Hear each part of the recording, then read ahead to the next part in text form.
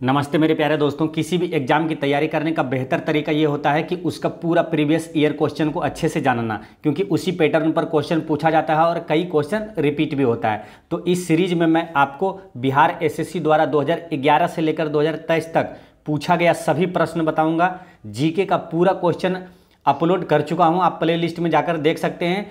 कुछ सेट जो 2018 में पूछा गया था, री एग्जाम हुआ था, उसका 2 सेट बचा हुआ है, मैं उसको भी अपलोड करके प्लेलिस्ट में ऐड कर दूंगा।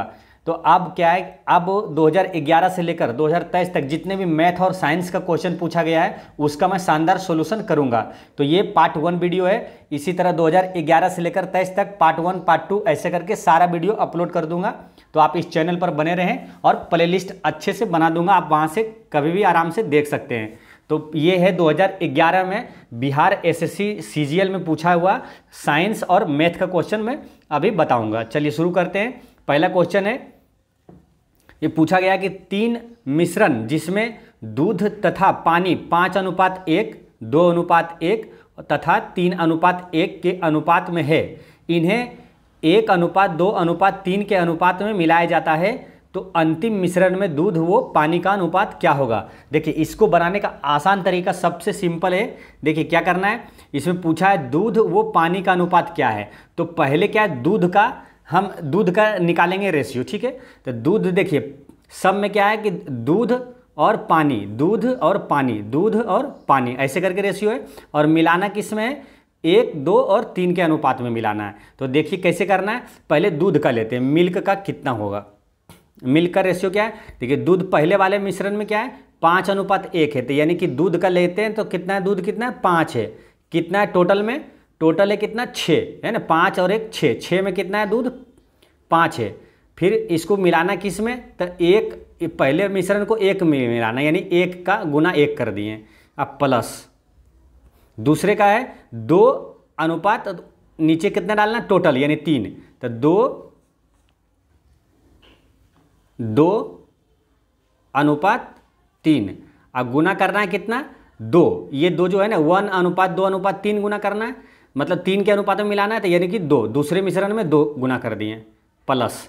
फिर तीसरे रेशियो क्या है 3 अनुपात क्या है टोटल 4, ये ना, ये 3 है 1 4, तो 4 और तीसरे का रेशियो कितना है 3 के अनुपात में मिलाना है, तो यानी 3 कर दिए। अब इसका क्या है सरल कर लेंगे तो ये दूध का निकल जाएगा, दूध का रेशियो। तो नीचे कितना है, देखिए नीचे है 6 फिर 3 और यहाँ है 4, ठीक है। और ऊपर में कितना है, तो पहले ये क्या है 6 और 3 और 4 का रेशियो लेंगे, जो इसका एलसीएम ले लेंगे तो कितना आएगा 12 एलसीएम आ जाएगा। अब क्या है कि इसको जो भिन्न का जोड़ इसको पूरा कर दीजिए, तो 6 दूनी 12, तो यानी 5 दूनी 10।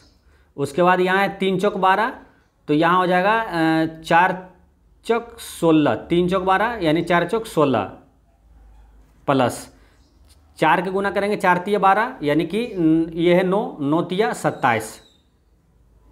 अब कितना हो गया, देखिए अब इसको जोड़ दीजिए ऊपर में 10, 16 और 27 बटा 12 हो जाएगा।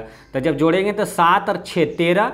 अब देखिए यहाँ हो जाएगा 13 के 3 बाकी 1 और 2 1 3 4 1 5, यानी कि 53 बटा 12, यानी कि पहला जो दूध का रेशियो है वो आ गया कितना 53 बटा 12, ये दूध निकल गया।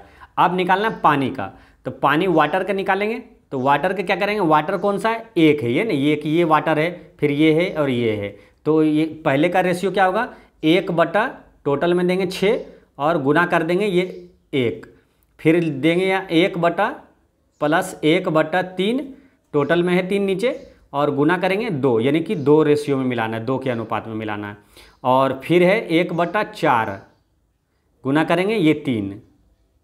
अब इसको भी एलसीएम ले लीजिए, भिन्न का जोड़ कर दीजिए, तो इसका भी नीचे आएगा एलसीएम 6 और 3 और 4 का एलसीएम आ जाएगा 12। अब 12 आएगा तो 6 दूनी 12, यानी कि 1 दूनी 2, अब 3 चौके 12 यानी कि 2 चौके 8, प्लस में 4 तिया 12 यानी 3 तिया 9। तो ऊपर कितना हो गया 9 और 8 17 2 19, 19 बटा 12, यानी कि पानी का जो रेशियो है वो 19 बटा 12, ठीक है। अब बोला कि दूध और पानी का अनुपात क्या होगा, तो यही है दूध और पानी का अनुपात 53 बटे 12 और अनुपात 19 बटे 12। तो ये 12 कट गया, तो यानी बच गया कितना, दूध और पानी का अनुपात 53 53:19, ये आंसर हो जाएगा इसका 53:19। ऑप्शन में है नहीं, यानी इसका आंसर हो गया डी। ठीक है, तो देखिए आसान बनाना था, एक बार फिर से समझ लीजिए। सिंपल में क्या करना है, जैसे कि पहले दूध का रेशियो निकाल लेना है। ठीक है, दूध का निकालना है तो दूध कौन सा, ये 5/6 गुना करना है, ये 1 पहले वाला है, पहले वाला मिश्रण को ले रहे हैं तो यहाँ गुना करना है 1, फिर यहाँ करना है दूसरे वाला क्या, दूध क्या 2 और टोटल कितना 3, यानी 2/3 और गुना करना है ये 2, दूसरा जो मिश्रण है इसलिए 2 गुना करना है। फिर क्या है कि यहाँ 3/4, ठीक है, गुना करना है कितना 3, इसका रेशियो निकाल दिए थे, इसका एलसीएम निकाल दिए थे, और भिन्न का जोड़ निकाले तो 53/12 आ गया था। दूसरे का पानी का निकाले थे तो आया था 19/12, उसको काट दिए 12/12 तो 53:19 आंसर आ गया था। कोई भी डाउट हो तो कमेंट में जरूर पूछिएगा। दूसरा क्वेश्चन है, ये साइंस का है, निम्नलिखित में से कौन सा बर्ड फ्लू वायरस है जिसे एवियन फ्लू वायरस भी कहा जाता है। तो इस एवियन फ्लू वायरस किसे कहा जाता है, ऑप्शन देखते हैं। इसका करेक्ट आंसर है option number A, H5N1, H5N1। Next question है कि मोबाइल सिम कार्ड में सिम का अर्थ है, तो सिम का फुल फॉर्म क्या होता है, इसका फुल फॉर्म होता है subscriber identity module, subscriber identity module, ये ध्यान रखना है। नेक्स्ट क्वेश्चन है कि निम्न में से कौन सी भारी पिंड सायंकाल या रात्रि में आकाश में सबसे चमकीला होता है, सबसे अधिक चमकता है, तो वो है शुक्र। शुक्र जो तारा है, ग्रह है, वो सबसे अधिक चमकीला है। इसे सांझ का तारा, भोर का तारा भी कहा जाता है, इसे याद रखना है। और अगर यहाँ ग्रह से क्वेश्चन आया तो ग्रह से कुछ क्वेश्चन आपको याद रखना है। सबसे बड़ा ग्रह कौन सा है, बृहस्पति। सबसे छोटा ग्रह कौन सा है, बुध है। और एक क्वेश्चन ये पूछा जाता है, कभी भी पूछ देगा कि सूर्य से सबसे नजदीक का ग्रह कौन सा है, तो बुध ग्रह है। सबसे दूर का कौन है, वरुण है। इसको ऐसे आप याद कर लीजिए, कई क्वेश्चन यहाँ से पूछा जाता है। जैसे ये सूर्य है, इसको दूरी के क्रम में है ना, जो ग्रह है उसको याद कर लीजिए। दूरी के क्रम में पहले आता है बुध, फिर आया शुक्र, फिर पृथ्वी, मंगल, फिर यहाँ बृहस्पति, शनि, अरुण और वरुण। ठीक है, तो ऐसे ये 4 है, ये 4 और ये 4, 8 ग्रह हो गया। बुध, इसे याद ऐसे करना, बुध, शुक्र, पृथ्वी, मंगल, बृहस्पति, शनि, अरुण, वरुण। यहाँ अब एक क्वेश्चन ये भी पूछा जाता है कि क्षुद्र ग्रह किन 2 ग्रहों के बीच रहता है, तो ये मंगल और बृहस्पति ग्रह के बीच यहाँ क्षुद्र ग्रह रहता है। ठीक है, क्षुद्र ग्रह रहता है। अब एक क्वेश्चन आता है कि कौन इनमें से आंतरिक ग्रह नहीं है, तो आपको याद रखना है ये क्षुद्र ग्रह का जो बाएं साइड है, ठीक है, ये होता है आंतरिक ग्रह, और क्षुद्र ग्रह के दाहिने साइड जो है वो होता है बाह्य ग्रह। तो आंतरिक ग्रह में कौन सा आ गया, बुध, शुक्र, पृथ्वी, मंगल, ये चारों आंतरिक ग्रह है। बृहस्पति, शनि, अरुण, वरुण ये बाह्य ग्रह है। अगर यहाँ कुछ भी पूछा जाए तो आप आंसर आराम से टिक कर सकते हैं। जैसे पृथ्वी किन 2 ग्रहों के बीच है, तो शुक्र और मंगल के बीच है, तो इसलिए याद रखना है इसको, बुध, शुक्र, पृथ्वी, मंगल, बृहस्पति, शनि, अरुण, वरुण, ऐसे इसको याद रखना है। अब एक क्वेश्चन और याद रखना है आपको यहाँ कि सबसे ज्यादा ग्रह सबसे ज्यादा उपग्रह किस ग्रह का है, तो शनि का है सबसे ज्यादा उपग्रह। ठीक है, शनि का हो गया है 145। ठीक है, ताजा रिपोर्ट है मई 2023 का। ठीक है, 145 हो गया है। और बृहस्पति का कितना उपग्रह है, 95 है। तो ये याद रखना है आपको। नेक्स्ट क्वेश्चन है कि समुद्रीय शीतल पवन बहती है, तो इसका करेक्ट आंसर है दिन में भूमि से समुद्र की ओर बहती है। समुद्रीय शीतल पवन जो है वो दिन में भूमि से समुद्र की ओर बहती है। नेक्स्ट क्वेश्चन है, मैथ का क्वेश्चन है कि एक मनुष्य 3 वर्ष की अवधि के लिए समान दर तथा समान ब्याज पर 400 रुपया तथा 600 रुपया उधार देता है तथा ब्याज के रूप में उसे कुल 90 रुपये मिलता है, तो प्रति वर्ष ब्याज दर क्या है, तो रेट निकालना है। काफ़ी आसान क्वेश्चन है। देखिए इसको बनाना कितना आसान है, दर कितना, टोटल 90 रुपये, तो आप दर निकालिए। अब क्या है कि दर पूछ रहा है, ठीक है, तो 400 रुपये का, ठीक है, 3 वर्ष का ये गुना है। ठीक है,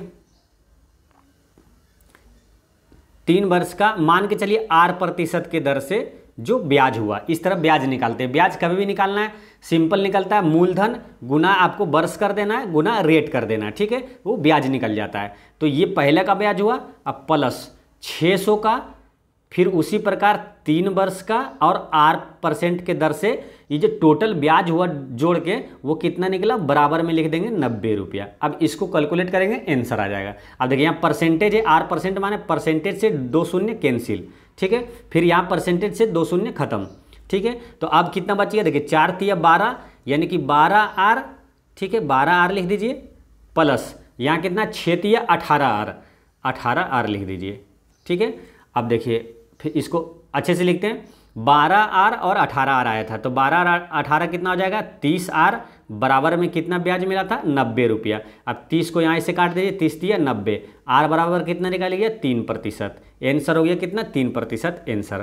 काफ़ी आसान बन गया। इसी तरीके से नेक्स्ट क्वेश्चन है कि तेल की लागत 100 रुपये प्रति लीटर पड़ती है, इसे दूसरे तेल की मिलावट करने पर लागत 50 रुपये प्रति लीटर पड़ती है। राम इस मिश्रण को 96 रुपया प्रति लीटर के हिसाब से बेचकर 20 रुपये 20% लाभ कमाता है, तो किस अनुपात में मिलाता है। तो देखिए एक का अगर रेट दिया हुआ, या तो एक का दिया हुआ फिर दूसरे का दिया हुआ और दोनों को मिला के दिया हुआ, तो ये क्या है मिश्रण एलिगेशन मेथड से बनता है। देखिए एलिगेशन मेथड से आसानी से बन जाता है। देखिए पहले का बोला 100 रुपये, ठीक है, और दूसरे को बोला 50 रुपये। ये सब क्या है लागत मूल्य है ना, क्रय मूल्य है। तो दोनों मिला के जो मिश्रण का है उसका दिया है यहाँ विक्रय मूल्य, तो इसको भी क्रय मूल्य में बदल लेंगे। तो क्रय मूल्य में बदलने क्या करना पड़ेगा, ये 96 रुपया है, 96 20% लाभ हुआ, तो इसका उल्टा होल वैल्यू का उल्टा गुना कर देंगे 20% का, तो ये क्रय मूल्य निकल जाएगा। 20% लाभ हुआ यानी इसका होल वैल्यू क्या होगा 20 पंचे 100 यानी कि 6/5, यानी कि उल्टा गुना करेंगे 5/6। यहाँ 6 से कट गया 16 96, तो 16 पचे 80, ये क्रय मूल्य इसका निकल गया कितना 80 रुपये। ठीक है, अब इसका निकाल दीजिए। ये दोनों का अंतर यहाँ लिखते हैं, है ना, 50 और 80 का अंतर कितना हो जाएगा 30, और ये दोनों का अंतर यहाँ नीचे लिखते हैं। तो 80 और 100 के बीच अंतर कितना हो गया 20। अब इसको कट कर दीजिए, 0 से 0, रेशियो कितना निकल गया 3:2, 3:2 हो गया इसका आंसर। इसका करेक्ट आंसर हो गया 3:2, option number D, option number D हो गया। नेक्स्ट क्वेश्चन है, यदि एक पेंडुलम से दोलन करने वाली घड़ी को पृथ्वी से चंद्रमा पर ले जाएं तो घड़ी होगी, तो घड़ी, इसका आंसर क्या होगा, ये सुस्त हो जाएगा। जब देखिए पेंडुलम को जब पृथ्वी से चंद्रमा पर ले जाएंगे तो वो सुस्त हो जाएगा। नेक्स्ट क्वेश्चन है कि जब प्रकाश की तरंगें वायु से कांच में होकर गुजरती है तब कौन से परिवर्त प्रभावित होंगे।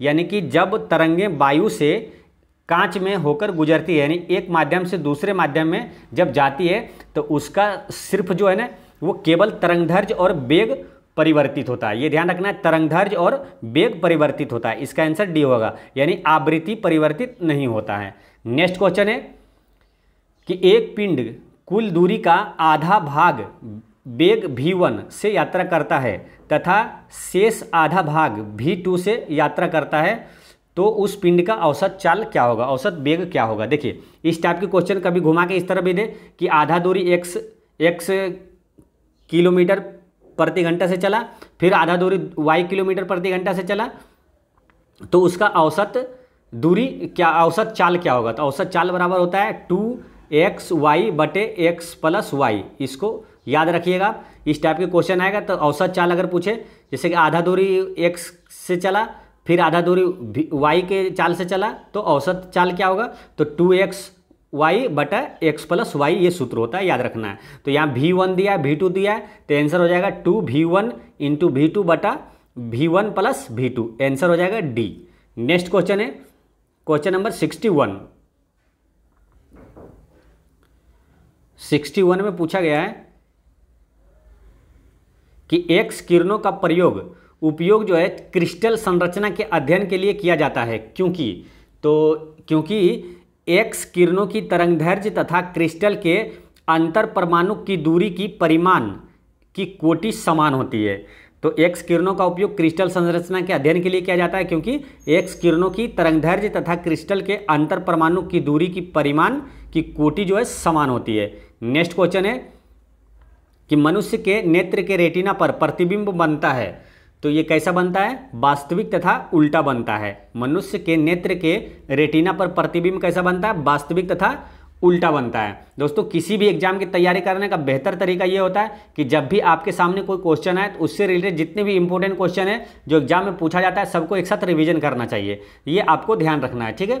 तो अब यहाँ क्या है, नेत्र के बारे में एक क्वेश्चन ये पूछा जाता है, नेत्रदान में कौन सा अंग दान किया जाता है, तो कोर्निया को दान किया जाता है। ये क्वेश्चन पूछा जाता है, ध्यान रखना आपको। एक क्वेश्चन ये पूछा जाता है कि आंख में प्रवेश करने वाली प्रकाश की मात्रा को नियंत्रित कौन करता है, तो आइरिस करता है, नियंत्रित है ना, आइरिस। इसे हिंदी में परितारिका भी कहते हैं, आइरिस नियंत्रित करता है, ये ध्यान रखना है।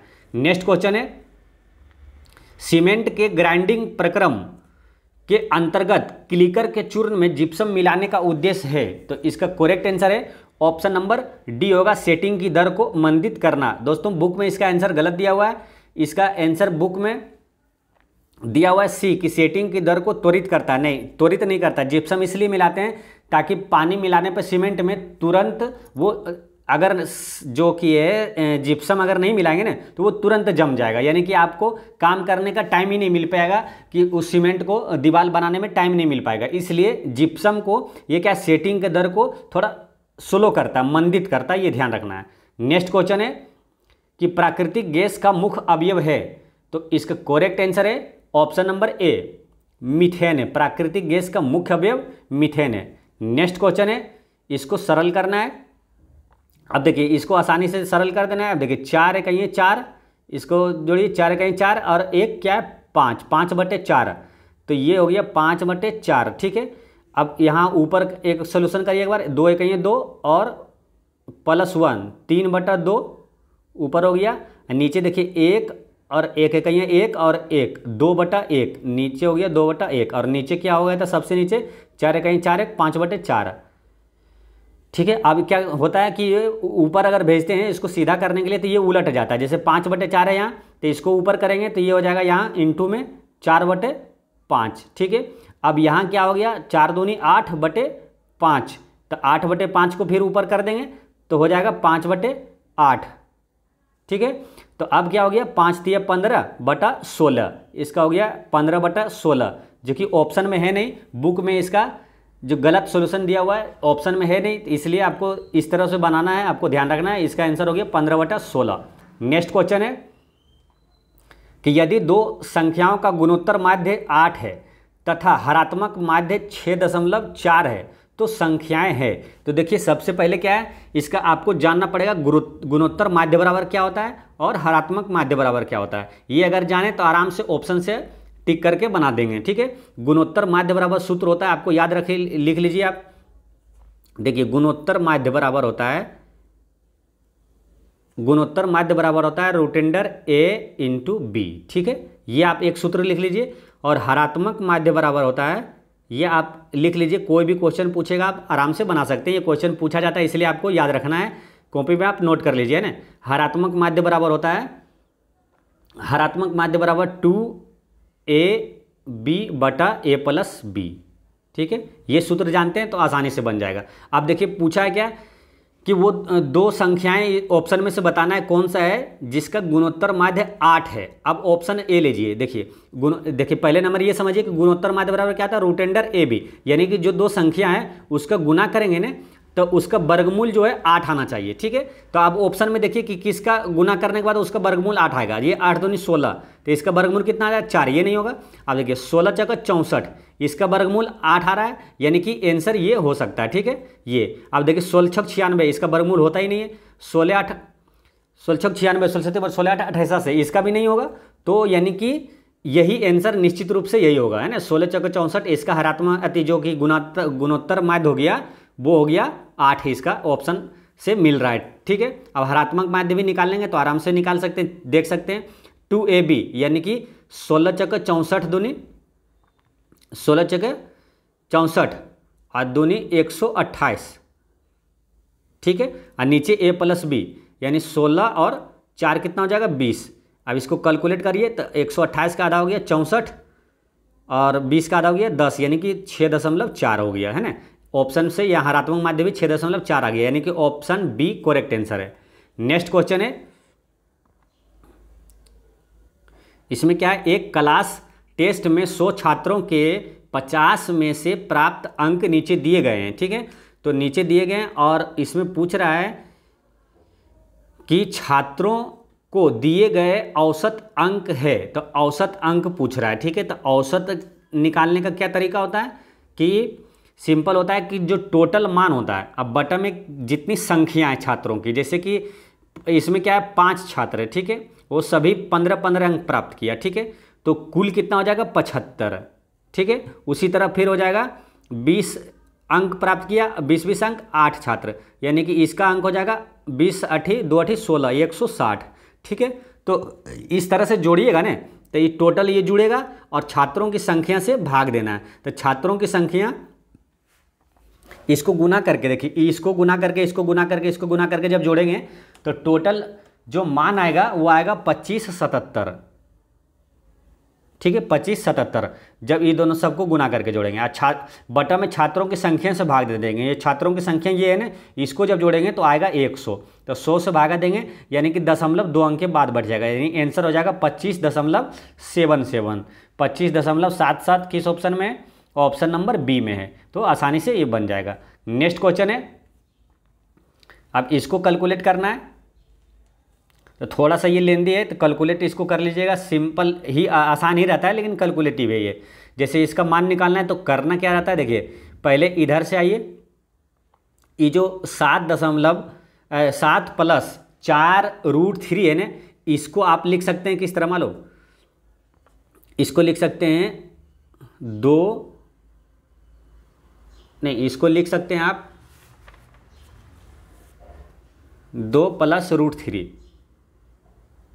का होल स्क्वायर। जब इसको करिएगा ना, देखिए a + b का होल स्क्वायर पर आ गया, तो इसको जब कैलकुलेट करिएगा तो a² आएगा 2 दूनी 4, a² + b² यानी कि √3 का स्क्वायर 3, a² + b² + 2ab करेंगे तो 2 दूनी 4√3, तो देखिए ये आ गया ना 4 3 7 + 4√3 यानी 7 + 4√3 यहाँ है ना। तो इसको आसानी से इस तरह लिख सकते हैं। अब इस तरह से लिखेंगे कैसे, दिमाग में कैसे आएगा, तो इसको लिखने का तरीका ये होता है कि रूट जो 4 है ना यहाँ, इसको कभी भी 2 के रूप में लाइए, यानी कि 2 को यहाँ छोड़ना है सिर्फ बाहर, बाकी को अंदर कर देते हैं, यानी कि 4 + 2 को यहाँ छोड़ेंगे बाहर, अंदर करेंगे कितना, ये 4 था यानी 2 × 2 था, तो 2 को अंदर करेंगे तो 4 × 12 हो जाएगा, नहीं अंदर में 4 × 12। अब इसको लिखते कैसे, तो इसको जो है ना 7 को इस तरह से 2 फैक्टर में तोड़ना है, जो कि जोड़ने पर ये 7 आ जाए और गुना करने पर ये 12 आ जाए, ठीक है। तो ये होगा 4 और 3 होगा, ठीक है, तो उसको लिख सकते हैं, उसको लिखते हैं √4 और √3, ठीक है। तो देखिए आ गया √4 का मान कितना हो गया 2 और √3 का √3 ही रहेगा, यानी कि 2 + √3 का होल स्क्वायर इस तरह से लिख सकते हैं आप, ठीक है।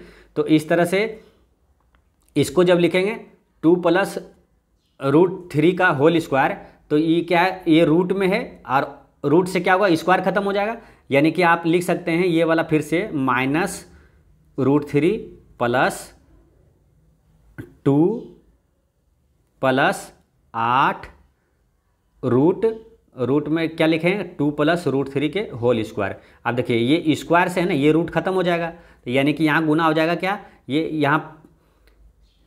यहाँ हो जाएगा √2 प्लस ये भी रहेगा, ये भी लिख दीजिए √2 प्लस, और ये रूट से ये स्क्वायर खत्म हो जाएगा, तो 8 दूनी 16 + 8 √3, ठीक है, इस तरह से लिखा जाएगा। तो इस तरह से जब लिखा जाएगा तो फिर ये हो जाएगा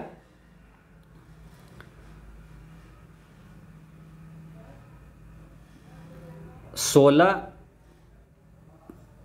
+ √3,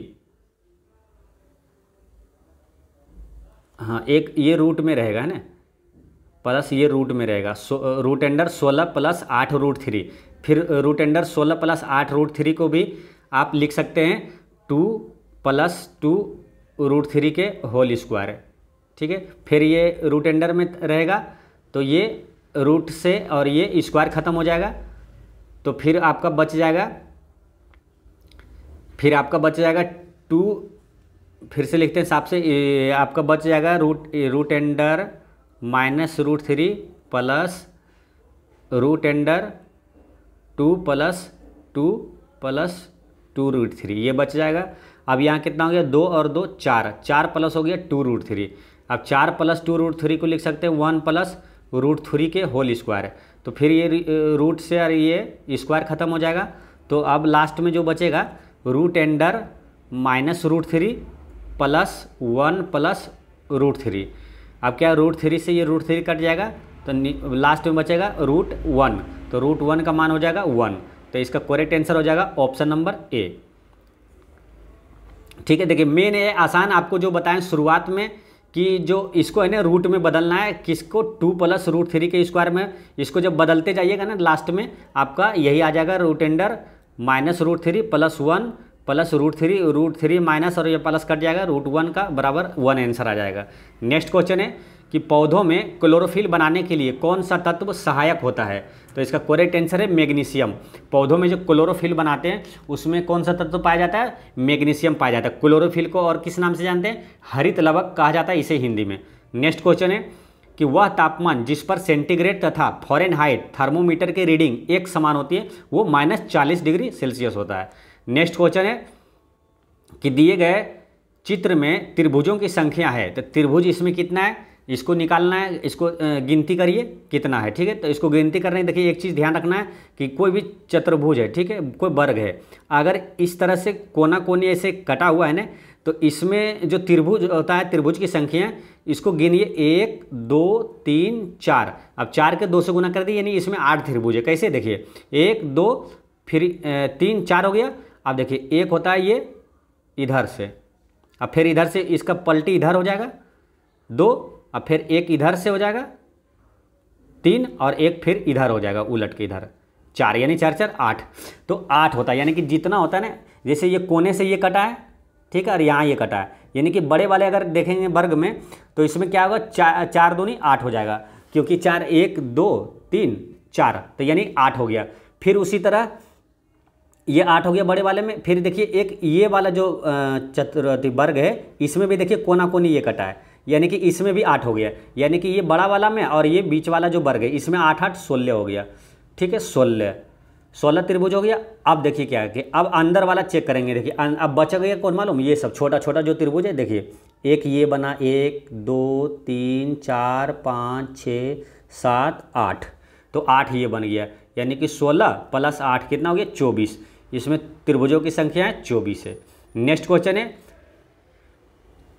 कि निम्न में से कौन सा पदार्थ नाभिकीय रिएक्टर में मंदक का काम करता है? तो इसका करेक्ट आंसर है ऑप्शन नंबर सी, मंदक के रूप में भारी जल काम करता है। भारी जल को D2O कहते हैं ना, D2O ये भारी जल होता है। ठीक है, नाभिकीय रिएक्टर में मंदक का काम करता है कौन? भारी जल। नेक्स्ट क्वेश्चन है कि LMN 3 पूर्णांकों का गुणनफल -175 है, तो निम्नलिखित में से कौन सा ऋणात्मक होना चाहिए? तो देखिए पहले 175 पहले आपको लाना है। ठीक है, तो यानी कि LMN को मानिए, जैसे L मान लिए हम 7, M -5 और N को मान लीजिए +5। ठीक है, आप कुछ भी मान सकते हैं, लेकिन 175 गुना होके आना चाहिए। ठीक है, तो 7 5 35, अब 35 पंचे 175, माइनस में 175 आ रहा है। अब यही मान है ने इसमें बोल रहा है कि ये मान बैठा के कौन सा ऋणात्मक आ रहा है, ऋणात्मक होना चाहिए। तो अब जैसे यहाँ L - N करते हैं, तो L कितना है 7 है। ठीक है, -M यानी कि ये माइनस में पहले से, तो ये हो जाएगा 12, यानी +5 हो जाएगा। और फिर -N है, तो N कितना 5 है, यानी ये 5 और ये 5 चला गया, तो ये कितना आया प्लस में, धनात्मक 7 आया। ठीक है, तो इस तरह से ये धनात्मक आ गया। पूछा है ऋणात्मक में कौन सा होगा, तो इसी तरह जब चेक करिएगा तो ऋणात्मक में मात्र जो है ना D वाला ऑप्शन आएगा, ऑप्शन नंबर D आएगा ऋणात्मक में। ठीक है, कैसे देखिए LM, तो L 7 है गुना M, अब बटा में जब करेंगे N 5 है, तो ये 5 से 5 कट जाएगा, लेकिन माइनस में ही रहेगा -1, यानी -7, ये ऋणात्मक में आता है। ये पूछ रहा है भाई कि ऋणात्मक में कौन सा सोल्यूशन आएगा, तो ऑप्शन नंबर D आएगा ऋणात्मक में। नेक्स्ट क्वेश्चन है कि पाइप A टैंक को सामान्य रूप से 2 घंटे में भरता है। टैंक की तली में एक छिद्र होने के कारण पाइप को टैंक भरने में 30 मिनट अधिक समय लगता है। देखिए इस टाइप का ही क्वेश्चन रहता है, मतलब क्या है, इस टाइप का क्वेश्चन पूछा जाता है। ठीक है, तो ये टाइप आपको पकड़ लेना है, यानी कि कोई जैसे कि कोई 5 घंटे में भर रहा है, ठीक है, और कोई छेद होने के कारण वो 4 क्या है कि भरने में 1 घंटा अधिक लेता है, यानी 5 घंटा लेता है। ठीक है, तो बोल रहा है कि छिद्र के कारण पूरी टंकी कितना में खाली हो जाएगा, इस टाइप के क्वेश्चन पूछा जाता है, ठीक है। तो इस टाइप का क्वेश्चन रहेगा ना, तो सिंपल बनाना है इसका ए बी बटा ए माइनस बी, यानी कि अंतर कर देना है। ए बी बटा नीचे में अंतर, दोनों का अंतर होता है, यानी कि जो समय लग रहा है 2 घंटे जैसे इसमें लगा, अब फिर क्या है कि छेद होने के कारण आधा घंटा अधिक लग रहा है, यानी कि 2.5 घंटा लग रहा है। तो ए हो गया आपका 2 घंटा और बी हो गया 2.5 घंटा, यानी 5/2। तो इस तरह से बना लेना है, ए बी बटा दोनों का अंतर। तो 2 और गुना बी करिए 5/2 और दोनों का अंतर, यानी कि दोनों का अंतर कितना, ये 2.5 घंटा है और ये 2 घंटा है। तो 2.5 में से 2 चला गया तो आधा घंटा बच गया ये, ठीक है। अब इसको कैलकुलेट कर दीजिए, ये 2 से 2 चला गया तो ऊपर में कितना हो गया 5/1 और ये गुना कर दीजिए, ये पलट जाएगा 1/2 हो जाएगा, यहाँ 2/1 तो 5 दूनी 10, यानी कि खाली होने में कितना समय लगेगा, तो 10 घंटा लगेगा। इसका करेक्ट आंसर हो गया option number D. Next question है कि यदि 2 श्रेणियां 3 + 10 + 17 प्लस ... तथा 63 + 65 + 67 + ... की nवीं टर्म बराबर है तो n का मान बताना है, ठीक है। यानी कि देखिए ये है क्या चीज़ में है, समांतर श्रेणी में। देखिए इसमें जब जुटता है, यहाँ 7 जुटा, 3 और 7 10, 10 7 17, यानी सेम अगर प्लस हो, समान अगर जुड़ते जाए तो वो समांतर श्रेणी में आ गया। जैसे इसमें 2 जुटा 65, फिर 2 जुटा 67, यानी ये समांतर श्रेणी में। तो समांतर श्रेणी में बोल रहा है कि दोनों का जो nवां पद है ना, वो दोनों बराबर है। nवां पद जो आएगा, इसका भी nवां पद और इसका भी nवां पद दोनों बराबर है। तो अब रही बात, इसको बनाने के लिए आपको जानना पड़ेगा कि nवां पद होता क्या है। तो समांतर श्रेणी में nवां पद बराबर क्या होता है, वो सूत्र आप पहले लिख लीजिए, ठीक है। समांतर श्रेणी में जो है nवां पद बराबर होता है a + n-1 × d, ठीक है। nवां पद बराबर ये सूत्र होता है, पहले आप नोट कर लीजिए। कोई भी क्वेश्चन आपसे पूछा जाएगा तो आपसे आसान से बन जाएगा। और कुल पदों का योग कितना होता है, SN बराबर होता है समांतर श्रेणी में कुल पदों का योग, ये भी सूत्र आप लिख लीजिए। तो ये होता है n/2 इंटू में 2a + n-1 × d होता है डिफरेंस, यानी कि जैसे यहाँ ये दोनों का बीच डिफरेंस कितना 7, इस डिफरेंस जो बार बार जो आ रहा है 7, तो ये डिफरेंस होता है d, ठीक है। nवां पद निकालना है और a जो होता है वो पहला टर्म होता है, पहला पद जो है वो a होता है, ठीक है। तो ये दोनों आप सूत्र लिख लीजिए, एक ये और एक ये सूत्र लिख लीजिए। उसके बाद देखिए दोनों को करते हैं, दोनों का nवां पद बराबर करते हैं, ठीक है। nवां पद बराबर क्या होता है a, तो पहले का क्या है a + n-1, तो n तो निकालना है n-1 × d। d कितना है पहले का d है 7, यानी कि डिफरेंस 7 है। तो और क्या है बराबर में, इसका भी nवां पद, यानी दोनों बराबर है, तो इसका nवां पद क्या हो जाएगा a + n-1 × d। d इसमें कितना है डिफरेंस 2। अब ये दोनों को बराबर कर दिए, यानी कैलकुलेट करिए, n का जो मान आएगा वो आंसर हो जाएगा। तो यहाँ हो जाएगा 3 + 7n - 7 बराबर, फिर यहाँ हो जाएगा 63 प्लस यहाँ 2n, 2 को इधर गुना कर दीजिए दोनों में, 2n - 2। अब n का मान निकालना है, तो देखिए यहाँ 7n है और यहाँ 2n है, तो ये 7n में ये 2n घटा देंगे इधर, ठीक है। तो 5n बच जाएगा, 5n बराबर, बाकी जो अंक वाला है सबको उधर घटा देंगे, इधर 63 इधर बड़ा है इधर, तो देखिए 63 और ये माइनस में ये 7 जुट जाएगा 70, और 70 में देखिए ये 3 इधर जाएगा माइनस और ये 2 माइनस है, यानी 5, 70 में 5 घट जाएगा तो 65, तो 65 क्या हो जाएगा बराबर में 65 हो गया, यानी 5n बराबर 65। तो 5 से ये काट दीजिए 65, यानी n बराबर जो हो गया वो 13 आ गया, 13 × 5 = 65। तो n का मान कितना हो गया 13, इसका करेक्ट आंसर हो गया बी। सिंपल है बनाना, nवां पद आपको सूत्र याद रखना है, दोनों को बराबर कर देना, n का मान निकाल दीजिए। नेक्स्ट क्वेश्चन है प्रकाश संश्लेषण का अंतिम उत्पाद है, तो इसका करेक्ट आंसर है ऑप्शन नंबर सी ऑक्सीजन। देखिए बुक में इसका आंसर कार्बोहाइड्रेट दिया हुआ, लेकिन ये गलत है, क्योंकि देखिए प्रकाश संश्लेषण का अगर मुख्य उत्पाद पूछे तो वो ग्लूकोज या तो कार्बोहाइड्रेट होता है, ठीक है। लेकिन अंतिम उत्पाद पूछे तो वो ऑक्सीजन होता है, ये ध्यान रखना है, ठीक है। ऑक्सीजन देखिए मुख्य उत्पाद में ऑक्सीजन या कार्बोहाइड्रेट होता है, तथा ऑक्सीजन और जल वो उप पदार्थ के रूप में मुक्त होता है। तो इसमें अंतिम उत्पाद में ऑक्सीजन को ही टिक करना है। नेक्स्ट क्वेश्चन है क्वेश्चन नंबर 77। दिए गए सप्ताह में बृहस्पतिवार, शुक्रवार तथा शनिवार का औसत तापमान 38 डिग्री सेल्सियस है, तथा जबकि इसी सप्ताह के लिए शुक्रवार, शनिवार और रविवार का औसत तापमान कितना है? औसत 39 डिग्री सेल्सियस था।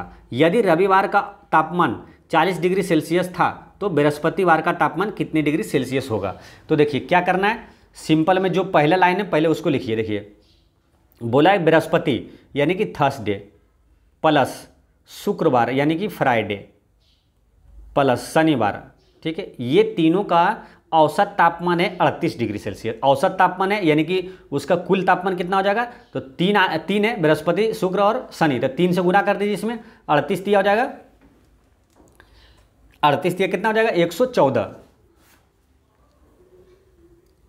इसका मान हो गया टोटल 114, ठीक है। अब है कि आप आगे पढ़िए क्या है, आगे लिखा है कि जबकि इसी सप्ताह शुक्रवार, शनिवार और रविवार, तो शुक्रवार प्लस शनिवार और रविवार यानी संडे, ये तीनों का तापमान कितना है? 39, तो 39 दिया 117। आप देखिए ये दोनों का अंतर करिए, घटाइए, तो देखिए ये शुक्रवार से ये शुक्रवार कट जाएगा और ये शनिवार से ये शनिवार चला जाएगा, तो यहाँ बच जाएगा संडे माइनस थर्सडे, ठीक है। संडे माइनस थर्सडे बराबर कितना हो जाएगा? 117 में से 114 गया यानी 3 डिग्री हो गया। अब आगे लिखा है रविवार का तापमान, देखिए पहले संडे माइनस थर्सडे बराबर कितना है? 3 आ गया, पहले इसको साफ से लिख लेते हैं, ठीक है। संडे माइनस थर्सडे बराबर 3 डिग्री सेल्सियस आ गया। अब बोला कि यदि रविवार का तापमान 40 डिग्री सेल्सियस है, ठीक है, तो यहाँ रविवार यहाँ 40 रखेंगे, तो पूछा है क्या बृहस्पति का मान कितना हो जाएगा? तो बृहस्पति को इधर कर दीजिए और यहाँ 3, इसमें 40 में से घटा दीजिए तो 37 आ जाएगा, यानी कि थर्सडे का मान आ गया 37 डिग्री सेल्सियस। इसका करेक्ट आंसर हो जाता है 37 डिग्री सेल्सियस। देखिए इसको और आसानी से अगर बनाना हो तो समझ जाइएगा तो आसानी से बन जाएगा। सिंपल में है, देखिए बृहस्पति, शुक्र और शनि का औसत कितना है? 138 यानी कि 114 हो गया ये। अब आगे क्या लिखा है कि जबकि सप्ताह के लिए शुक्रवार, शनिवार और रविवार, देखिए इसमें चेंज कौन सा हुआ? देखिए इसमें शुक्रवार है, इसमें भी शनिवार है, यहाँ भी शुक्रवार है, शनिवार है, तो क्या हुआ कि बृहस्पति जो यहाँ है उसके जगह पर क्या आ गया? रवि आ गया, ठीक है, रविवार आ गया। तो यानी अंतर दोनों में किस में अंतर आया? ये जो देखिए फिर तीनों का कितना हो गया? 39 दिया 117 हो गया, ठीक है। तो डिफरेंस कैसे आया? 117 कैसे आ गया? तो बृहस्पति के जगह रविवार आ गया था, इसके वजह से 3 बढ़ गया, बाकी दोनों में सब सेम है। तो यानी कि रविवार आने से बढ़ गया, यानी कि रविवार का ज़्यादा है, और कितना बढ़ा? 3 बढ़ा, ठीक है। तो रविवार का बोला है 40 दिया है, ठीक है, तो बृहस्पतिवार का कितना होगा? तो इससे 3 कम होगा, यानी कि 37 डिग्री सेल्सियस इसका आंसर हो जाता है। नेक्स्ट क्वेश्चन है, निम्नलिखित 3 सूचनाओं पर विचार करें। गीता तथा सीता की आयु बराबर है। गीता, रीना तथा सीता की कुल आयु 88 है। अब यहाँ लिखिए गीता प्लस रीना प्लस सीता, ठीक है, ये इसकी कुल आयु कितना है? 88 है। अब बोल रहा है आगे कि रीना की आयु गीता तथा सीता की आयु के योग के बराबर है, तो रीना की आयु क्या होगा? तो देखिए क्या रीना की आयु लास्ट में पूछा है क्वेश्चन, ठीक है, रीना की आयु, और यहाँ लिखा भी है कि रीना की आयु जो है ना गीता तथा सीता की आयु के बराबर है, दोनों के योग के बराबर है, यानी कि ये जो गीता है और ये सीता है, ये दोनों के योग के बराबर है रीना का, यानी कि हम लिख सकते हैं G प्लस S के जगह पर क्या R लिख सकते हैं, एक R यहाँ है और ये दोनों का योग भी ये रीना के बराबर है, यानी कि 2R हो गया। 2R बराबर कितना है? 88। अब पूछा है रीना का, तो 2 से यहाँ काट दीजिए 44, तो रीना का कितना हो गया? 44। इसका रीना की आयु क्या हो गया? 44 वर्ष।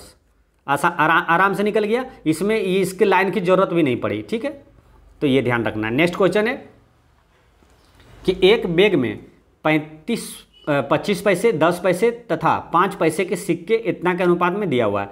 यदि इनमें कुल 30 रुपये है तो 5 पैसे के सिक्के की संख्या क्या है? तो देखिए इस टाइप का क्वेश्चन बनाना है ना, तो पहले क्या करना है कि मूल्य किस में दिया हुआ है? सिक्कों का मूल्य में दिया हुआ है। जैसे कि ये जो रुपया जो दिया हुआ रहेगा संख्या में, ये किस में दिया है? मूल्य में दिया हुआ है। अगर संख्या में दिया रहता है तो संख्या में निकालते हैं सबको, यानी कि, और अगर मूल्य में दिया हुआ है तो जो ये रेशियो है ना उसको मूल्य में निकालते हैं कि कितना मूल्य है। जैसे 25 पैसे रेशियो क्या है? 10 पैसे और है 5 पैसे वाला, ये 3 है, तो इसमें क्या है, संख्या में हमारा सिक्का पहले रेशियो में दिया है 1, 2 और 3। अब है कि मूल्य में हमको निकालना है। देखिए सिक्कों की संख्या में दिया हुआ रेशियो, लेकिन हमको मूल्य में निकालना है। तो मूल्य में कैसे निकालेंगे, देखिए 25 पैसे को 1 अनुपात है, यानी कि 25 पैसे का कितना सिक्का की जरूरत पड़ेगा कि रुपये में बदलेगा वो, तो 4 का जरूरत पड़ेगा। 4 अगर 25 पैसे को जोड़ेंगे तो वो 1 रुपया होगा, ठीक है। तो सबको रुपया में बदलना है, तो रुपये में बदलना है। तो यहाँ संख्या में दिया हुआ है, इसको रुपये में बदलेंगे तो इसमें 4 से भागा देंगे, 1/4 हो गया, ये मूल्य में आ गया। 10 पैसे वाला कितना, 10 की जरूरत पड़ेगी, तो 2/10 करेंगे यहाँ, ये मूल्य में बदल जा रहा है। फिर यहाँ 5 पैसे की कितनी जरूरत पड़ेगी, 20 सिक्का का जरूरत पड़ेगा 5 पैसे की, तो 1 रुपया होगा। यानी कि जो 3 है ना, 3 में इसमें 20 से भागा देंगे, ठीक है। अब इसका रेशियो अथी निकालिए, भीम का जोड़ निकाल लीजिए भीम का। तो ये 20 और 10 और 4, इसका एलसीएम कितना हो जाएगा 20। अब 4 पंचे 20 यानी ऊपर में 5, फिर 10 दूनी 20 यानी 2 दूनी 4, फिर यहाँ 20 से कहिए 20 यानी 3। तो इसका कितना निकल गया भीम का जोड़, 5 4 9 3 12/20, यानी कि 12/20 ये हो गया मूल्य में, ठीक है। और मूल्य में दिया हुआ कितना, ये रेशियो में अनुपात 12/20 मूल्य अनुपात में निकला। तो ये और दिया हुआ संख्या में कितना 30, तो बराबर में 30 करेंगे। तो यहाँ अनुपात 1 का मान निकाल लेंगे, 6 से काटेंगे, 6 दूनी 12, 6 पंचे 30, यहाँ 2 से काट देंगे, 2 दें 20। अब ये 10 गुना हो गया यहाँ 50, 5 में तो 50 हो गया, यानी कि अनुपात 1 का मान 50 निकल गया, अनुपात 1 का मान 50। अब पूछ रहा है क्या कि 5 पैसे के सिक्कों की संख्या कितनी है, तो सिक्कों की संख्या का रेशियो ये दिया हुआ है, ठीक है। तो अनुपात 3 का मान निकाल लेंगे, अनुपात 1 का मान 50, तो 3 का अनुपात कितना होगा, तो 50 दिया 150, इसका आंसर हो जाएगा 150। नेक्स्ट क्वेश्चन है कि एक घड़ी प्रतिदिन 15 मिनट आगे हो जाती है, 12 बजे दोपहर में इसका समय सही मिलाया गया तो प्रातः 4 बजे यह समय दिखाएगी। तो देखिए इसको बनाना आसान है, 15 मिनट आगे हो जाती है प्रतिदिन आगे हो जाती है, इसका मतलब क्या 24 घंटे में 15 मिनट आगे हो जाता है वो, ठीक है। अब 12 बजे सही ठीक किया गया समय और 4 बजे प्रातः पूछ रहा है, यानी कि देखिए 12 बजे दोपहर ठीक किए, तो फिर 12 से अगर 12 बजे रात जाएंगे पहले तो 12 घंटा वो हो गया, और फिर आगे 4 बजे सुबह होगा, यानी कि 16 घंटा में कितना परिवर्तन आएगा। 24 घंटा में 15 मिनट का आगे बढ़ जाता है, ठीक है। तो 16 घंटा में निकालना है, तो 15 बटा कर दीजिए 24 गुना 16 घंटे में कितना मिनट आगे बढ़ेगा, इसको कैलकुलेट कर दीजिए। 8 से काटिए इसको, 8 तिया 24, ये 8 से काटिए 8 दूना 16, और ये 3 से काटिए 3 पच्चे 15, यानी कि 5 दूनी 10 मिनट, 10 मिनट आगे होगा। आंसर हो गया 4:10 उसको दिखाएगा सही, ठीक है। आसानी से बन गया, इसको फिर से एक बार समझ लीजिए। देखिए 24 घंटे में 15 मिनट वो डिफरेंस हो रहा है, ठीक है। तो 16 घंटे में निकाल देना कितना मिनट होगा, तो 15/24 गुना 16, 10 मिनट आएगा। 10 मिनट इसमें 4 में जोड़ दीजिए, आंसर हो गया सी। नेक्स्ट क्वेश्चन है कि 4 घंटियाँ 3, 8, 12 और 15 मिनट के अंतराल पर बजती है, तो वो एक साथ बजने लगी, तो फिर कितने समय बाद वो एक साथ बजेगी। इसको सिंपल बनाना आसान कि इसको एलसीएम निकाल दीजिए, एलसीएम निकाल के जो टाइम आएगा उसको उतने घंटे के बाद ही वो बजेगा। तो 3, 8, 12, 15 का एलसीएम कितना आ जाएगा, 15 चौके 60, 120 आएगा, ठीक है। 120 एलसीएम आ जाएगा। तो 120 क्या मिनट, ये मिनट में दिया हुआ है, तो इसको घंटे में बदल लेना है, 60 से भागा दीजिए, 60 से 2 बार में कट जाएगा, यानी कि 2 घंटे के बाद वो ठीक वो सही फिर एक साथ बजेगी, यानी आंसर हो गया 20 का। नेक्स्ट क्वेश्चन है कि एस्बेस्टस के कारण होने वाला प्रमुख रोग है, तो इसका करेक्ट आंसर है मेसोथेलियोमा। मेसोथेलियोमा क्या एस्बेस्टस के कारण कौन सा रोग होता है, मेसोथेलियोमा। नेक्स्ट क्वेश्चन है कि इंसुलिन उत्पादित होता है, इसका करेक्ट आंसर है ये पेनक्रियाज से निकलता है, यानी अग्नाशय से निकलता है, ठीक है। इंसुलिन, एक क्वेश्चन ये भी पूछा जाता है कि ग्लूकोज की मात्रा को नियंत्रित कौन करता है, तो इंसुलिन ही करता है, ये ध्यान रखना है। नेक्स्ट क्वेश्चन है कि मनुष्य के शरीर में पैरों की हड्डियां है, तो इसका करेक्ट आंसर है फिबुला और टिबिया। ये फिबुला और टिबिया जो है मनुष्य के शरीर में पैरों की हड्डियां का नाम है फिबुला और टिबिया। नेक्स्ट क्वेश्चन है कि विटामिन ए की कमी के कारण होता है, तो इसका करेक्ट आंसर है नाइट ब्लाइंडनेस, यानी रतौंधी रोग होता है विटामिन ए के कारण, कमी के कारण होता है। विटामिन ए का रासायनिक नाम क्या है, रेटिनॉल। विटामिन की खोज किसने किया था, फंक ने किया, ये ध्यान रखना है। नेक्स्ट क्वेश्चन है 86 के 5 लाल तथा 4 सफ़ेद जूते हैं। यदि कोई व्यक्ति यादृच्छिक रूप से एक जूता उठाता है तो यह सफ़ेद जूता होने की प्रायिकता क्या है। देखिए सफ़ेद जूता होने की प्रायिकता क्या है, तो सफ़ेद कितना है 4, तो इसको लिखिए सिंपल में 4C1, इस तरह बनाने का है फॉर्मूला। और टोटल कितना है, टोटल में से उठाएगा तो 9C1, तो इसका करेक्ट आंसर कितना हो जाएगा 4/9, इसका आंसर हो गया ए। नेक्स्ट क्वेश्चन है कि 2 टंकन 5 मिनट में 2 पृष्ठ टाइप कर सकता है, तो 10 मिनट में 20 पेज टाइप करने के लिए कितने टंकों की आवश्यकता होगी। सिंपल क्वेश्चन है, इस टाइप का क्वेश्चन रहता है जैसे कि एक मतलब दोनों के इक्वल करके बना लेते हैं। जैसे एक का दे दिया बनाने का, जैसे 2 टंकन, ठीक है, 5 मिनट में 2 पृष्ठ टाइप करता है, तो जो काम होता है ना वो नीचे डालते हैं, काम वाला हमेशा नीचे डालेंगे, जो काम होगा वो नीचे डालेंगे। बाकी जो कैपेसिटी है, जैसे कि कोई आदमी 10 आदमी 8 घंटे में 8 घंटे लगातार काम किया तो 6 काम किया, तो 8 घंटे 10 आदमी जो है ये सब ऊपर डालेंगे, और जो काम किया यानी कि 6 मोबाइल बनाया तो वो काम वाला जो नीचे डालेंगे, ठीक है, तो काम वाला नीचे हो गया। फिर बराबर में कर देते हैं, दूसरा जो सेंटेंस है वो वाला कर देंगे 10 मिनट में, ठीक है, 20 पेज टाइप करता है, तो ये काम है तो काम को नीचे डाल देंगे। तो कितने टंकों की आवश्यकता होगी, तो मान के चलिए x की आवश्यकता होगी, तो यहाँ लिख दीजिए, इसको कैलकुलेट करिए, x का मान निकल जाएगा, आंसर हो जाएगा। ये कितना हो जाएगा 10 से ये 10 चला गया, और 2 से इसको 10 बार में काट दीजिए, यानी कि x बराबर कितना हो गया 10, इसका आंसर हो गया टंकों की संख्या कितनी होगी 10। नेक्स्ट क्वेश्चन है कि वायु के वेग संबंधित है, तो इसका करेक्ट आंसर क्या होगा, वायु का वेग संबंधित है दाब प्रवणता से, वायु का वेग संबंधित है दाब प्रवणता से।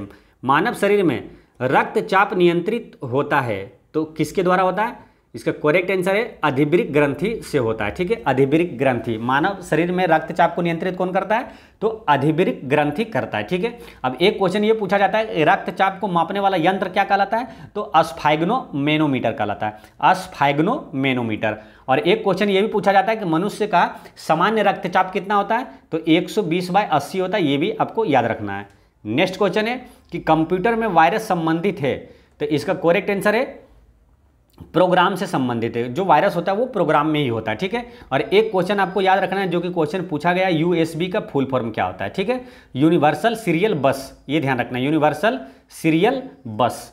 नेक्स्ट क्वेश्चन है कि अधातुएं सामान्यतः विद्युत की कुचालक होती है, परंतु ग्रेफाइट विद्युत का सुचालक है, क्यों, तो क्योंकि इसमें शिथिलता बद्ध इलेक्ट्रॉन होते हैं, इसमें क्या होता है शिथिलता बद्ध इलेक्ट्रॉन पाया जाता है। यानी आपको ध्यान रखना है कि ग्रेफाइट एकमात्र अधातु है जो विद्युत का सुचालक होता है, ये भी याद रखना आपको।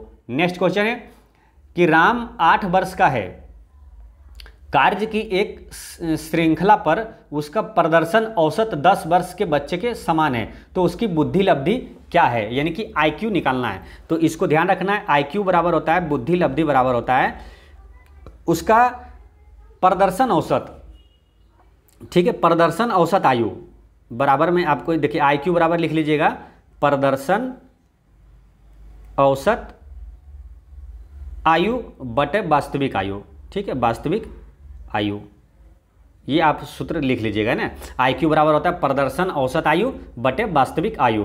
तो इसको बना दीजिए, IQ बराबर पूछा है, गुना 100 भी करना है ना, गुना 100 भी ध्यान रखना है आपको। तो उसका IQ बराबर लिख देंगे उसका ये प्रदर्शन औसत आयु बटे वास्तविक आयु कितना है 8 वर्ष, और गुना 100 कर देना है, ठीक है। तो आप इसको काट दीजिए, 4 से 2 बार में ये कटेगा, 4 से यहाँ कटेगा 25 चौके 100, और 2 से फिर काटिए इसको 5 बार में, और 25 25 125 हो गया, इसका आंसर हो गया 125। नेक्स्ट क्वेश्चन है कि संख्या 27, 63 और 32 का लघुत्तम समवर्तक क्या होगा, तो इसका लघुत्तम समवर्तक निकाल दीजिए। 27 और 63 और 72, 9 से भागा दे दीजिए, 9 तिया 27, 9 सती 63 और 9 अठी 72, अब नहीं लगेगा, यानी कि इसका LCM यही होगा, है ना, 9 अठी 72 और गुना हो जाएगा 7 तिया 21, इसको गुना कर दीजिए, 21 दूनी 42, बाकी 4, 21 सती 47 से 147 और 4 151, यानी 15 12, इसका आंसर हो जाएगा D, LCM हो जाएगा 15 12। नेक्स्ट क्वेश्चन है कि 5,000 रुपया पर 2 वर्ष में 300 रुपया साधारण ब्याज मिलता है। तो साधारण ब्याज क्या होता है? सिंपल आपको ध्यान रखना है कि मूलधन गुना टाइम और गुना रेट परसेंट में कर दीजिए, वो ये ब्याज निकल जाता है। तो ब्याज बराबर दिया हुआ है कितना? 300 रुपया। इसको कैलकुलेट कर दीजिए, आंसर आ जाएगा। परसेंटेज से यहाँ 2 शून्य चला जाएगा, ठीक है। और ये 50 गुना 2 100 से ये कट जाएगा 2 शून्य, यानी कि आर बराबर कितना निकल गया? 3, यानी 3% इसका आंसर हो गया। नेक्स्ट क्वेश्चन है कि राम का वजन श्याम से 25 किलोग्राम अधिक है, तो दोनों का सम्मिलित भार इतना है, तो श्याम का भार क्या होगा? देखिए अगर अधिक है और दोनों का जो योग इतना है, तो पहले क्या करना है, जो अधिक है ना ये टोटल में से इसको माइनस कर दीजिए, यानी कि 325 में 25 घटा देंगे तो 300 आ जाएगा, ठीक है। आप दोनों को 2 से भागा दीजिए ये 300 में, तो 150 दोनों का हो गया, ठीक है। 150 है, उसमें से 25 राम का ज़्यादा है, तो यानी कि 150 वाला जो है वो हो जाएगा श्याम का हो जाएगा 150। अब 25 राम का ज़्यादा है, राम का 175 हो जाएगा। नेक्स्ट क्वेश्चन है कि 1997 में एक नए ओवन की कीमत 2500 रुपया था। 2000 ईस्वी में उस प्रकार के ओवन की कीमत 4800 रुपया हो गया। तो 1997 से 2000 के बीच प्रतिशत बढ़ोतरी क्या हुआ? तो सिंपल है, दोनों का अंतर पहले करेंगे वही बढ़ा, अब बट्टा में जितना था अब गुना 100 करेंगे तो प्रतिशत वृद्धि, यानी 2500 से 48 हो गया तो कितना बढ़ा? 25 15 40, 15 40 40 और 8, यानी कि 15 8 23, 2300 बढ़ा। 2300 कितना से बढ़ा? 2500 से। गुना 100 कर दीजिए, ये परसेंटेज कितना वृद्धि हुआ, आंसर आ जाएगा। देखिए अब इसको काटिए आप, 2 शून्य से ये पहले 2 शून्य कट गया, और 25 से इसको काटिए, यहाँ 4 बार में 25 चौक 100, अब कितना हो गया? 23 चौक 92, यानी 92% बढ़ोतरी हुआ। इसका आंसर हो गया ए। नेक्स्ट क्वेश्चन है 97 का क्या होगा कि मनु तथा भरत की आयु का अनुपात 6:5 है तथा उन दोनों की आयु का योग 44 है, तो 8 वर्ष बाद उनकी आयु का अनुपात क्या होगा? देखिए रेशियो में 6:5 है और योग टोटल कितना? 44 है, तो अनुपात में कितना है? 11, बराबर में कितना है? 44 कर दीजिए, ठीक है। अनुपात 1 का मान निकल जाएगा 4, अनुपात 1 का मान 4 हो गया। अब इसको 4 हो गया तो इसका कुल मतलब आयु निकाल सकते हैं इसको। अनुपात 1 का मान 4 है, तो यानी 6 में गुना कर दीजिए 4 से, तो ये 24 हो गया 1 का, और अनुपात 5 है तो 5 चौक 20 हो गया 1 का। बोल रहा है 8 वर्ष बाद दोनों के आयु, तो 8 दोनों में जोड़िए, इसमें 8 जोड़ेंगे 24 8 32, इसमें 8 जोड़िए तो 28, दोनों का अनुपात पूछ रहा है तो काटिए, 4 8 32 और 4 7 28, यानी 8:7। 8:7 किस में है? ऑप्शन नंबर सी में है, ये आंसर हो गया। नेक्स्ट क्वेश्चन है कि वातावरण में सर्वाधिक प्रचुर गैस है, यानी कि वायुमंडल में सबसे ज़्यादा गैस कौन सा पाया जाता है? नाइट्रोजन पाया जाता है, ये ध्यान रखना है। इस टाइप के 3 क्वेश्चन पूछा जाता है, आपको ध्यान रखना है। देखिए वायुमंडल में सबसे अधिक नाइट्रोजन, मानव शरीर में सबसे अधिक कौन सा तत्व पाया जाता है? ऑक्सीजन, और भूपर्टी में यानी कि पृथ्वी के जो भूपटल में है सबसे ज़्यादा कौन सा तत्व होता है? ऑक्सीजन। याद रखिए फिर से ध्यान से कि मानव शरीर और पृथ्वी के भूपर्टी में दोनों में सबसे ज़्यादा ऑक्सीजन पाया जाता है, और वायुमंडल में सबसे ज़्यादा नाइट्रोजन गैस 78% पाया जाता है, ये ध्यान रखना है। नेक्स्ट क्वेश्चन है किसी क्षेत्र के 40% व्यक्ति मधुमेह से पीड़ित है, 25% मिर्गी से तथा 10% दोनों से पीड़ित है, तो कितने प्रतिशत लोग किसी भी बीमारी से पीड़ित नहीं हैं? तो देखिए क्या होता है कि जैसे 40% मधुमेह से, फिर 25% मिर्गी से, और बोला कि कितने लोग किसी भी बीमारी से पीड़ित नहीं हैं, तो मान के चलिए एक्स किसी से भी पीड़ित नहीं है, ये तीनों का योग, और क्या जो दोनों से पीड़ित है यानी 10% लोग दोनों से पीड़ित है, तो इसको जब माइनस करते हैं ना तो टोटल में आना चाहिए 100, यही रूल है बनाने का, ठीक है। जैसे कि 40% मधुमेह से, 25% मिर्गी से, और जो किसी से नहीं प्रभावित है, यानी ये तीनों का योग, तो दोनों से जो एक प्रभावित है 10% उसको घटाएंगे तो टोटल में 100 आना चाहिए, 100 आता है। तो ये कितना हो जाएगा? 25 में से 10 गया 15 और ये 40 कितना हो गया? 55। अब 55 ये 100 में घटा दीजिए तो कितना हो गया? 45, यानी कि 45% जो किसी भी बीमारी से पीड़ित नहीं है, आंसर आ गया डी। नेक्स्ट क्वेश्चन है कि 20% की छूट पर किसी इलेक्ट्रॉनिक ऑर्गेनाइजर की कीमत 100 रुपया है, तो इसकी वास्तविक कीमत क्या है? देखिए जो कीमत आ गया यानी कि छूट देने के बाद 100 रुपया आया, तो पहले कितना था? तो होल वैल्यू का उल्टा गुना करते हैं। होल वैल्यू कैसे निकालते हैं? 20% का होल वैल्यू क्या होगा? तो 20% मतलब 100 नीचे और इसको काट दीजिए 20 पंचे 100, और अगर छूट बोला है तो होल वैल्यू क्या होता है इसमें यहाँ घट जाएगा, यानी 5 में से 1 गया 4/5। अगर बोलता लाभ हुआ तो होल वैल्यू क्या आता है, ये 5 1 6/5 हो जाता है। ठीक है, ये आपको होल वैल्यू जब हम बोलें तो आपको समझना है ये चीज़। ठीक है, तो 20% को बोला कि ऑर्गेनाइजर की कीमत 100 रुपया हो गया, तो 20% छूट देने के बाद ये आया, तो 20 पंचे 100 यानी कि 4/5 को उल्टा गुना कर दीजिए 5/4, तो ये हो जाएगा वास्तविक कीमत। 4 से इसको काटिए 25, 25 25 125, यानी 125 रुपये इसका वास्तविक कीमत है। इसका आंसर हो गया। ठीक है, तो दोस्तों इस तरह बिहार एसएससी द्वारा पूछा गया पूरा प्रीवियस ईयर क्वेश्चन की सीरीज का मैथ और साइंस का पार्ट 1 होता है समाप्त। और आपको ध्यान रखना है कि पहले जीके का क्वेश्चन मैं सब करा दिया हूँ, जो 1-2 वीडियो बचा हुआ है वो मैं भी करा दूंगा। पहले जीके का 50-50 क्वेश्चन करा रहा हूँ, अब है कि वो समाप्त हो गया। अब मैथ और साइंस का पूरा 50-50 क्वेश्चन का ये करा दूंगा, और फिर बचेगा रीजनिंग का, तो वो भी 50-50 का पार्ट 1 पार्ट 2 वीडियो इस तरह से सब अपलोड कर दूंगा पूरा प्रीवियस क्वेश्चन का। ठीक है, उसके बाद हम लोग मॉडल सेट और प्रैक्टिस सेट जो शानदार जो कि क्वेश्चन डायरेक्ट टकराता है वो शुरू करेंगे हम लोग। ठीक है, तो आप इस चैनल पर बने रहें। ठीक है, और पिछले वीडियो में मैंने आपसे एक क्वेश्चन पूछा था कि मुंगेर को राजधानी किसने बनाया, तो इसका आंसर है मीर कासिम ने बनाया था। ठीक है, और आज का क्वेश्चन है कि चंपारण आने के लिए गांधी जी को किसने आमंत्रित किया, इसका आंसर आप कमेंट बॉक्स में दीजिएगा, और कोई भी डाउट हो